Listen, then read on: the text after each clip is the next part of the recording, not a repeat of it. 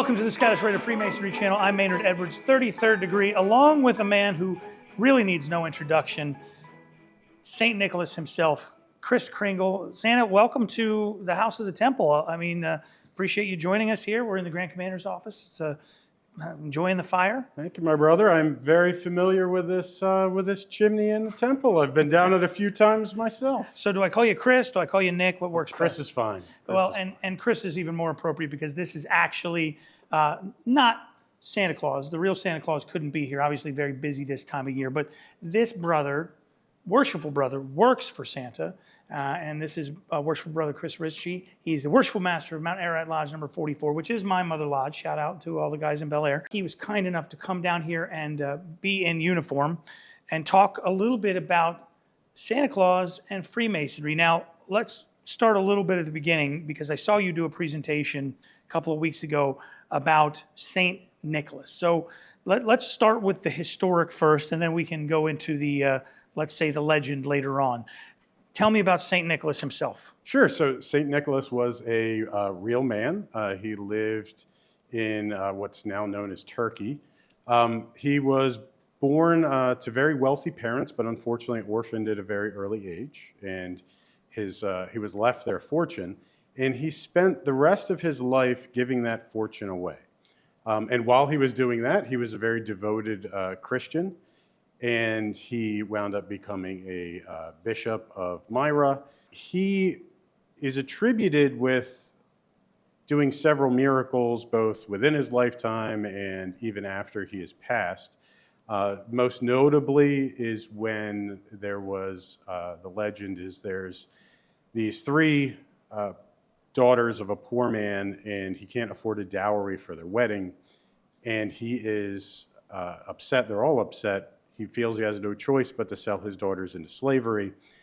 And St. Nicholas, or Bishop Nicholas, hears about this.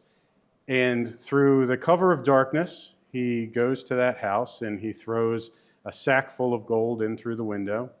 And then another night he comes back and throws another sack. And then another night he comes back and throws another sack. And that gold was able to be used as dowries for the gentleman's daughters, and his daughters were married out and lived happy, wonderful lives. And fun story, that's where the legend supposedly comes from, of hanging stockings on your mantle. So supposedly that his daughter's stockings were hung by the fireplace to dry. From all of that is where we get this idea that Santa Claus is the giver of gifts, I would imagine. Yes, exactly. So he was a very generous man. He was benevolent. He like I said, he spent most of his life giving away his entire fortune. He was generous. A unique thing about the real St. Nicholas was he was generous to everybody. He was generous to good people, and he was generous to people that you would consider to be bad people. Because of his generosity and his kindness and his willingness to help his fellow man, he is now the patron saint of the most number of things a patron saint is the patron saint for. And that includes everything from, of course, children, to murderers, to pirates, to pharmacists. It covers a huge spectrum of people that look to St. Nicholas as their patron saint. I think it's safe to say that St. Nicholas himself could not have been a Freemason. The man, impossible. Yeah. He could not have been. However, we're not talking about the historic figure St. Nicholas. We're talking about Santa Claus at the North Pole, who comes around every year, who brings us all so many presents. Is Santa Claus a Mason? Yes, most certainly Santa Claus is a Freemason. There's a lot of parallels between Santa Claus, what he stands for, what he does, and what we are taught to do as good men in Freemasonry. We use our time for purposes and endeavors that help us become better men. And by doing that, it helps us build a better community. We do things better for those that are around us. And St. Nicholas, or Santa Claus, is obviously well known for his benevolence, his generosity, gift giving, and all those wonderful things. In Freemasonry, what we are taught is, in order for us to wind up living a good life and being rewarded at the end with going to heaven, we have to, so to speak, climb a ladder. And the three principal rounds of that ladder are faith, hope, and charity. And the legend of Santa Claus covers a lot of that. So obviously we already talked about faith and hope. In the holiday season, hope is one of the feelings that it's filled with. Hope for a good holiday season, hope for seeing family members, children hoping for the presents that they want Santa Claus to bring them. Hope for humanity and kindness and the world being a little bit of a better place. And then also we learn about charity. And charity, we learn, is the most important thing. And the reason why is because, hope, your hopes can be fulfilled. And faith, one day we will be rewarded for our faith. But charity, we learn it lasts beyond the grave. Aside from the values that Santa shares with Masons, there's also a fraternal spirit, because you're not the only guy that works for Santa. Santa can't be at every shopping mall, guys. He can't be at every children's hospital. So Santa has a lot of helpers. We all know this. There's a whole brotherhood, a whole fraternal organization for people that work for Santa. Absolutely, yeah. I'm part of. There's several actually. I'm part of one of them.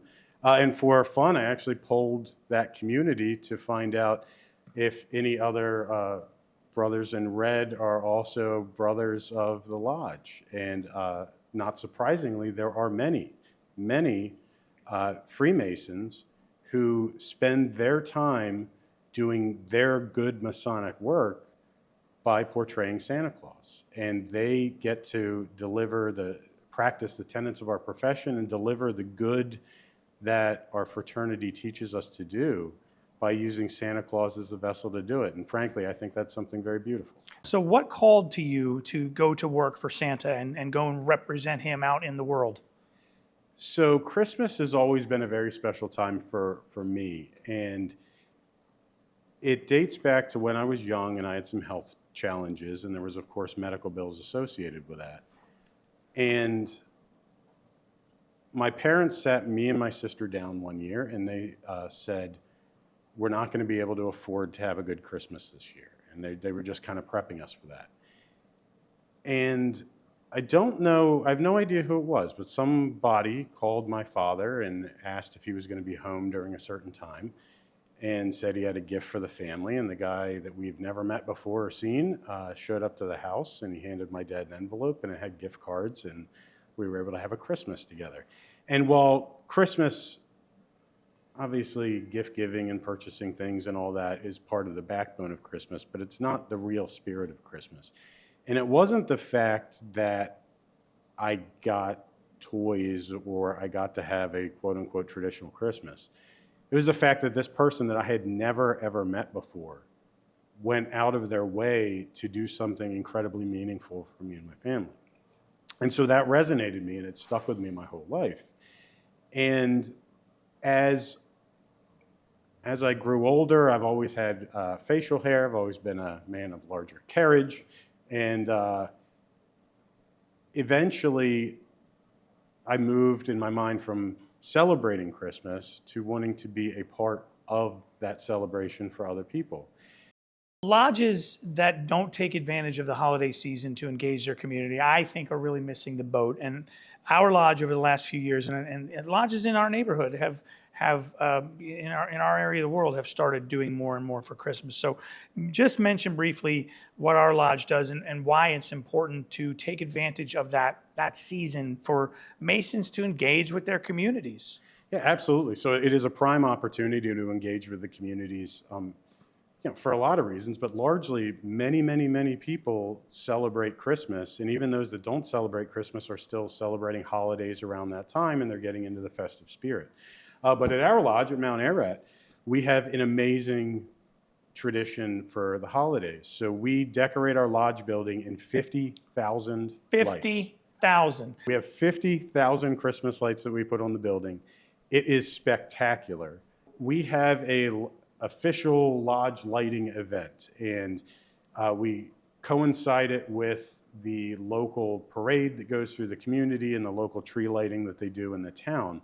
So Santa Claus shows up on the roof, of course, and he helps the lodge light. We do this big countdown from 10, and it's kind of a Clark Griswold style lighting where you have the extension cord and Santa brings it over his head, and the lodge lights up, and it's breathtaking.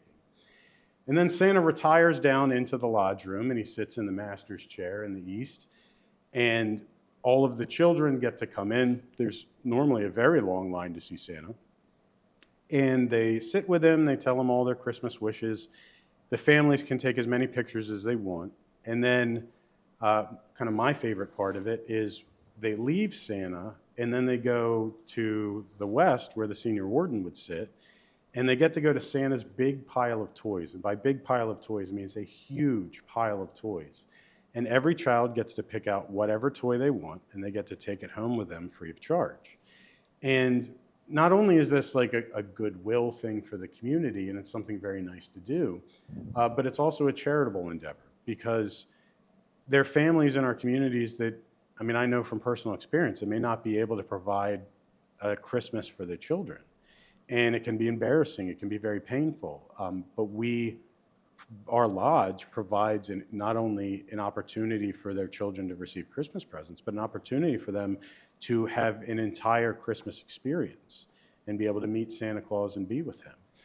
And it becomes a point of pride for the lodge. Certainly it does, because instead of being that dark, old, dusty building that nobody knows what's happening, but by spending a little bit of money, but more so spending a lot of energy and effort and passion with this, finding brothers in your lodge that are passionate about things, and then giving them a vehicle to go and do it. And that's really what we've done with the Christmas event. It's not just me that's passionate about Christmas. I happen to be the fortunate one that gets to wear the red suit and have all the fun and the interactions with the children. But we have a whole team of people that help support this and help make it a reality. Santa, Brother Chris, I can't thank you enough for being here and spending this time with us at your busy time of year. I know you got to get going. Thank you, Maynard. I really appreciate the opportunity to talk with you about Santa and Freemasonry. And you're right, I do need to get going, so pardon me.